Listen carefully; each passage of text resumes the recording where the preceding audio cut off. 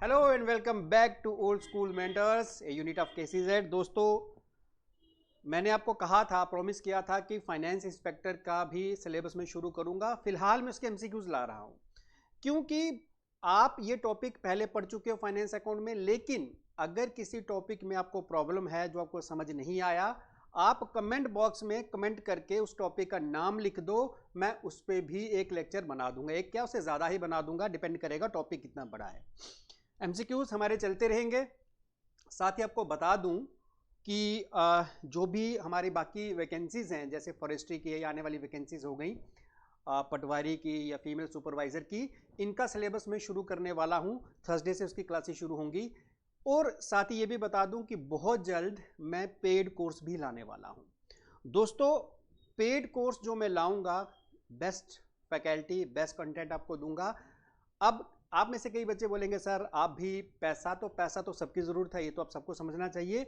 और क्योंकि 4 से 5 टीचर आपको पढ़ाएंगे तो उन सब की फीस भी मुझे देनी है, सैलरी भी मुझे देनी है।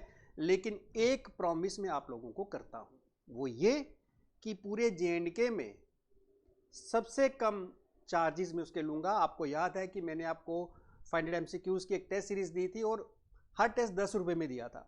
तो खैर, बहुत ही कम प्राइस पे वो मैं पेड कोर्सेज जो है वो लाऊंगा। और साथ ही साथ मैं फॉरेस्ट्री का और बाकी जो कंपोनेंट्स हैं इसकी टेस्ट सीरीज भी लेके आऊँगा बहुत कम प्राइस पे दोस्तों।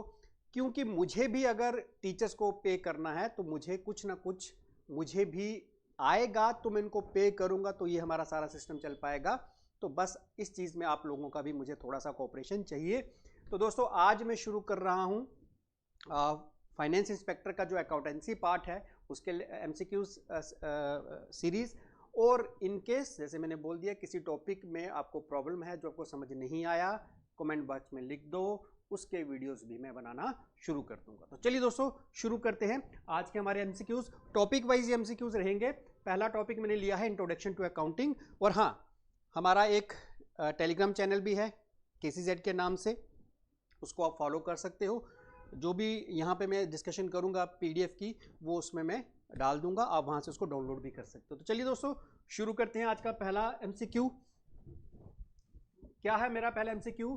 We record dash in the books of account. क्या रिकॉर्ड करते हैं? Financial transaction, non financial transaction, both financial and non financial transaction, none of this.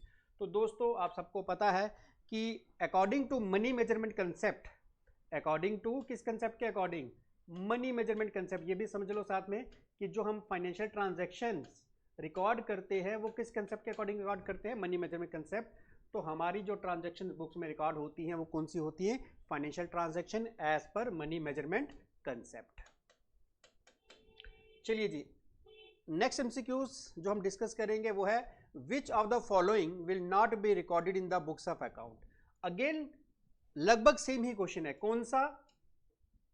कौन सी इसमें से ऐसी ट्रांजैक्शन है जो बुक्स ऑफ अकाउंट्स में हम रिकॉर्ड नहीं करेंगे? Purchase of goods, of course ये रिकॉर्ड होगी। Sale of assets, of course ये रिकॉर्ड होगी। सिलेक्शन ऑफ स्टॉक ये रिकॉर्ड नहीं होगी, क्योंकि ये नॉन फाइनेंशियल ट्रांजैक्शन है जो as per money measurement concept हम रिकॉर्ड नहीं करते। सो सिलेक्शन ऑफ स्टॉक जो है हम अपनी बुक्स में रिकॉर्ड नहीं करेंगे, being a non financial transaction. Next question is which is the first step of accounting process. हमारी जो अकाउंटिंग प्रोसेस है उसका फर्स्ट स्टेप क्या है? वैसे तो उसका फर्स्ट स्टेप है आइडेंटिफिकेशन, वैसे तो ये है, लेकिन आइडेंटिफिकेशन कहीं पर भी ऑप्शन में नहीं है। पहला स्टेप क्या है? आइडेंटिफिकेशन। दूसरा क्या है? मेजरिंग। ठीक है। और असल में जो ट्रांजैक्शन हम रिकॉर्ड करते हैं, जब जो ट्रांजैक्शन हम लिखते हैं अपनी बुक्स अकाउंट में, वो स्टेप होता है तीसरा, यानी रिकॉर्डिंग। लेकिन अब यहाँ पे फर्स्ट स्टेप पूछा गया, तो अकॉर्डिंग टू इन 4 ऑप्शंस में हमारा जो फर्स्ट स्टेप होगा दैट विल बी रिकॉर्डिंग। असल में जो ट्रांजैक्शन हम अपनी बुक्स में लिखते हैं तो वो हमारा शुरू होता है रिकॉर्डिंग से। पहला स्टेप तो होता है कि ट्रांजैक्शन की पहचान करना, बिजनेस से रिलेटेड है या नहीं है। फिर मेजरिंग करना कि मनी वैल्यू या इसका कोई ये फाइनेंशियल ट्रांजैक्शन है या नॉन फाइनेंशियल। देन हम उसको रिकॉर्ड करते हैं, और रिकॉर्ड करने में हम क्या बनाते हैं? सबसे पहले हम बनाते हैं journal entries. Qualitative characteristics of accounting information are. कौन सा qualitative characteristics? Relevance, reliability, comparability होगा ये। ऑल ऑफ दिस, इसका आंसर रहेगा ऑल ऑफ दिस। लेकिन इनके मतलब समझा दूं। रेलेवेंस मतलब ऐसी इंफॉर्मेशन जिसका किसी के लिए कोई रेलिवेंस हो, जिससे किसी को, जो हमारे यूजर्स हैं, उसका फायदा उठा पाए उस इंफॉर्मेशन का, दैट इज रेलिवेंट। रिलायबिलिटी यानी जो रिलायबल हो, जो एरर्स, जिसमें एरर्स ना हो, फ्री फ्रॉम बायस हो, तो that is reliability. Then comparability, comparability मतलब जिसको हम कंपेयर कर सकें इस साल की परफॉर्मेंस को पिछले साल की परफॉर्मेंस के साथ, या हमारी अपनी जो बिजनेस है हमें उस सेम इंडस्ट्री दूसरे बिजनेस से जो है वो कंपेयर कर सके। तो तीनों ही जो है क्वालिटेटिव कैरेक्टरिस्टिक्स हैं अकाउंटिंग इंफॉर्मेशन के। चलिए दोस्तों नेक्स्ट पे मूव करते हैं। Next is which of the following is not the branch of accounting, इसमें से कौन सी है जो अकाउंटिंग की ब्रांच नहीं है। Financial accounting is a branch of accounting, cost accounting, management accounting, ये सारी हैं। बुक कीपिंग जो है ब्रांच ऑफ अकाउंटिंग नहीं है, it's a part of accounting. Financial accounting जो आप पढ़ रहे हो, फाइनेंशियल अकाउंटिंग है जिसमें हम अपना प्रॉफिट या लॉस दिखाते हैं। कॉस्ट अकाउंटिंग में एक प्रोडक्ट की कॉस्ट को किस तरह से कम किए करें, किस तरह से कंट्रोल करें, that is cost accounting for you. Management accounting, cost accounting और फाइनेंशियल अकाउंटिंग का जो डाटा लेकर जो हमारी मैनेजमेंट है, future course of action decide करती है, वो होती है मैनेजमेंट अकाउंटिंग। चलिए जी आगे बढ़ते हैं। Next is accounting is only an art, only A science, art and science, neither art nor science. देखिए अकाउंटिंग आर्ट भी है क्योंकि इसके लिए स्पेशलाइज स्किल चाहिए, और साइंस भी है क्योंकि ये प्रिंसिपल्स के ऊपर बेस्ड है, इसलिए accounting is both art and science. Next हम करेंगे the work of accounting begins. हमारा जो अकाउंटिंग का वर्क है वो कहाँ से शुरू होता है। Where the work of bookkeeping, where the work of bookkeeping ends. तो हमारी अकाउंटिंग कहाँ स्टार्ट होती है, जहाँ पर हमारी बुक कीपिंग खत्म होती है। आपको पता है कि आइडेंटिफिकेशन, मेजरिंग, रिकॉर्डिंग और क्लासिफिकेशन, ये चार आते हैं बुक कीपिंग के अंदर। बी के लिख रहा हूँ book keeping.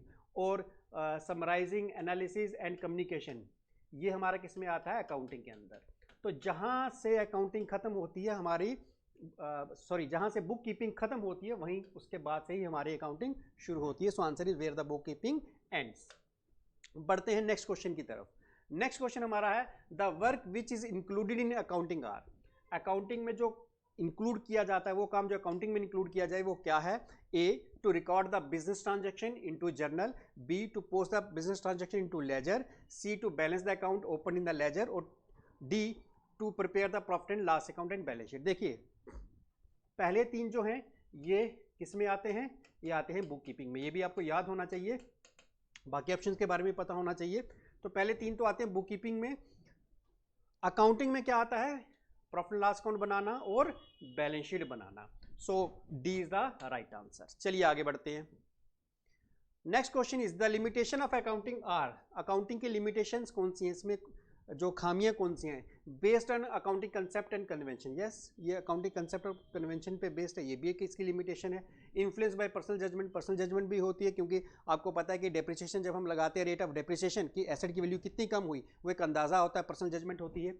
Unsuitable for forecasting, बिल्कुल फोरकास्ट हम नहीं कर सकते क्योंकि अकाउंटिंग में जो भी किया जाता है वो पास्ट ट्रांजेक्शन को रिकॉर्ड किया जाता है। याद रखना जब भी हम अकाउंटिंग करते हैं तो इसमें हो चुकी ट्रांजेक्शन, पास्ट के ट्रांजेक्शन को रिकॉर्ड किया जाता है, इसलिए अनसूटेबल है फॉर फोरकास्टिंग। तो लिमिटेशन ऑफ अकाउंटिंग क्या है, इसका मतलब ये सारी ही है, all of the above. Next users of accounting information are. Accounting information के जो यूजर्स हैं वो कौन कौन से हैं, कौन कौन हैं।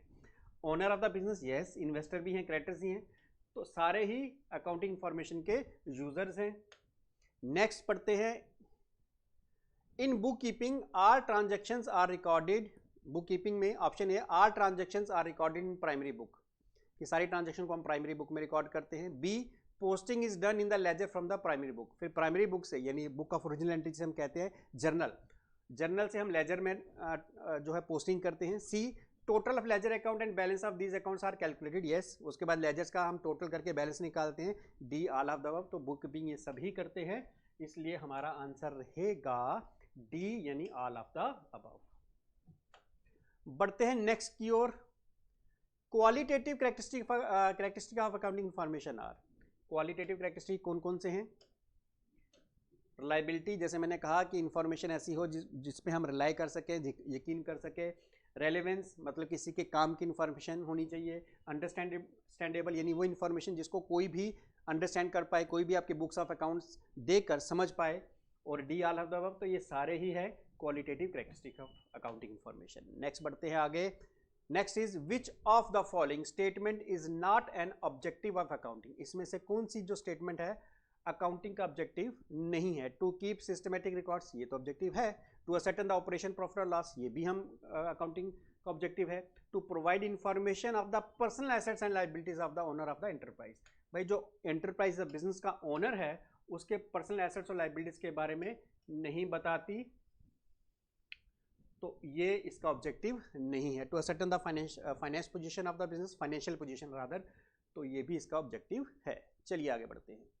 Bookkeeping is mainly concern with, bookkeeping mainly किससे कंसर्न है? Recording of financial data relating to business operations, designing the system in recording classifying the recorded data, interpreting the data for internal external users, preparation of final accounts of the concern. देखिए जो book keeping है उसका जो main या primary काम है वो है ट्रांजेक्शन्स को रिकॉर्ड करना, इसलिए आंसर रहेगा recording of financial data relating to business operations. चलिए आगे बढ़ते हैं। Which of the following transaction will be entered in the books of Mr. X, a cloth merchant? एक क्लॉथ मर्चेंट है, हमें पूछा गया है इसमें से कौन सी ट्रांजेक्शन जो है उसकी बुक्स में रिकॉर्ड होगी। He received a shirt as gift on his birthday, भाई ये इसका बिजनेस से कोई लेना देना नहीं है। हमारा जो अकाउंटिंग प्रोसेस का पहला जो है पार्ट आइडेंटिफिकेशन, तो उसमें हम यही पहचान करते हैं कि बिजनेस से रिलेटेड है या नहीं है, तो ये बिजनेस रिलेटेड ट्रांजेक्शन नहीं है, ये एंटर नहीं करेंगे या ये रिकॉर्ड नहीं करेंगे। He buys a shirt for his son, बेटे के लिए शर्ट खरीदी, ये भी रिकॉर्ड नहीं करेंगे, पर्सनल है उसकी। He sells cloth to one of his customer, उसने क्लॉथ अपने कस्टमर को बेचा, तो क्योंकि वो क्लॉथ मर्चेंट है और अपने क्लॉथ का ही काम करता, तो उसने अगर किसी कस्टमर को क्लॉथ बेचे तो वो एक बिजनेस ट्रांजेक्शन है। आपको याद होगा ओनर अलग और बिजनेस अलग, तो ये बिजनेस एंटिटी कंसेप्ट को भी हम फॉलो करते हैं और उसमें ये कहा गया कि पर्सनल जो ट्रांजैक्शन ओनर की हैं हम उनको रिकॉर्ड नहीं करते। चलिए आगे बढ़ते हैं। Which of the following group would be most interested in knowing the long term solvency position of the firm, भाई इनमें से कौन सा है जिसको लॉन्ग टर्म सॉल्वेंसी पोजीशन में इंटरेस्ट रहेगा किसी कंपनी की लॉन्ग टर्म सॉल्वेंसी। देखो लॉन्ग टर्म सॉल्वेंसी पोजीशन का मतलब होता है कि कंपनी की लॉन्ग टर्म में पे करने की एबिलिटी, जो कंपनी लॉन्ग टर्म में पे कर पाए उसको लॉन्ग टर्म सॉल्वेंट कहते हैं। तो किसको इंटरेस्ट होगा? भाई उसी को इंटरेस्ट होगा जिसने पैसा दिया है, कि लॉन्ग टर्म में कंपनी उसका पैसा चुका पाएगी या ना चुका पाएगी, तो जिसने पैसा दिया उसी को इसमें इंटरेस्ट होगा। इसलिए वो कौन है इस केस में? लेंडर। भाई जिसने पैसा दिया उसी का ज्यादा इंटरेस्ट रहता है कि लॉन्ग टर्म में ये कंपनी उसका पैसा चुका पाएगी या नहीं। So A is the right answer. Next is book keeping covers only the following activities, कौन सी एक्टिविटीज कवर करती है? Option A recording and classifying, option B identifying, measuring and communicating, option C recording, classifying, summarising and analysis, और option D summarising, analysing and interpreting. देखिए book keeping में आता है recording and classifying, वैसे तो identifying भी आता है बुक कीपिंग में, मेजरिंग भी आता है, लेकिन कम्युनिकेटिंग जो है वो अकाउंटिंग में आता है, इसलिए ये हाफ सही है हाफ गलत है। रिकॉर्डिंग यस बुक कीपिंग में आता है, क्लासिफाइंग बुक कीपिंग में आता है, समराइजिंग एंड एनालिसिस ये आपका आता है अकाउंटिंग में। तो ये दो आते हैं बुक कीपिंग में, ये दो आते हैं अकाउंटिंग में। नेक्स्ट समराइजिंग अकाउंटिंग में आता है, एनालिसिस अकाउंटिंग, ये तो तीनों ही अकाउंटिंग में आते हैं। तो इसलिए हमारा आंसर रहेगा ए रिकॉर्डिंग एंड क्लासिफाइंग। बढ़ते हैं नेक्स्ट एमसीक्यू की तरफ।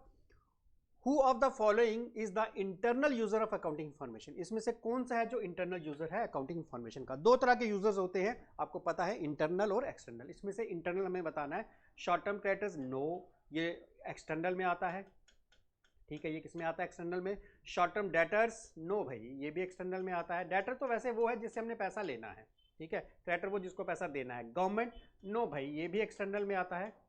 शेयर होल्डर्स ये आता है इंटरनल में, और यही इसका सही आंसर भी है। बढ़ते हैं नेक्स्ट एमसीक्यू की तरफ।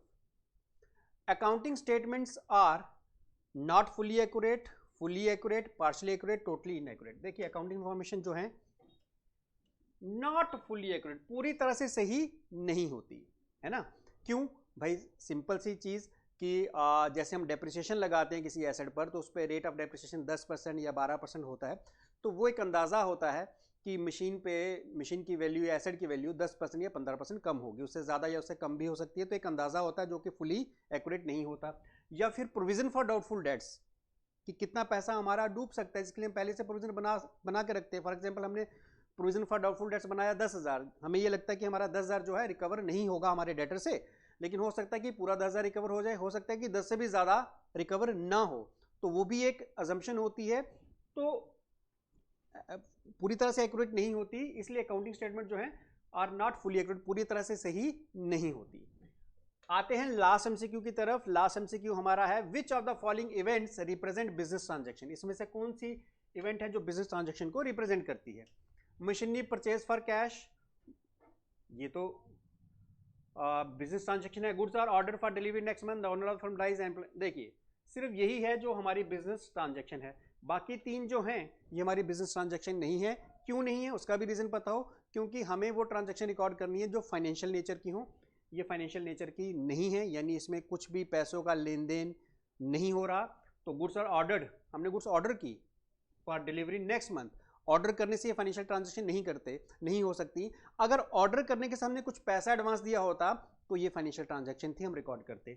ओनर द फर्म डाइज, ये तो वही बिजनेस एंटिटी कंसेप्ट आपको पता, ओनर अलग है बिजनेस अलग है, हमें ट्रांजैक्शन बिजनेस के पर्सपेक्टिव से रिकॉर्ड करनी है, तो ये भी नॉन फाइनेंशियल है।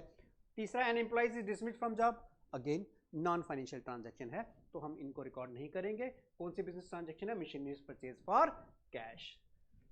चलिए दोस्तों, ये थे आज के हमारे 20 एमसीक्यूज, टॉपिक वाइज करेंगे। Next topic basic accounting terms करेंगे, उसके एमसीक्यूज, तो टॉपिक वाइज एमसीक्यूज करवाऊंगा। लेकिन एक चीज मैंने आपको पहले बोल दी कि इन केस अगर कोई ऐसा टॉपिक है जो आपको लगता है कि आपको नहीं आता या आपने नहीं पढ़ा, आप कमेंट बॉक्स में इस टॉपिक का नाम लिख दो, मैं वो टॉपिक भी करवा दूंगा और एमसीक्यूज तो खैर मैं करवाता ही रहूंगा। तो दोस्तों आज के लिए इतना ही। नेक्स्ट जो हमारा सेशन होगा उस सेशन में हम डिस्कस करेंगे बेसिक अकाउंटिंग टर्म्स के एमसीक्यूज। थैंक यू दोस्तों, थैंक यू वेरी मच।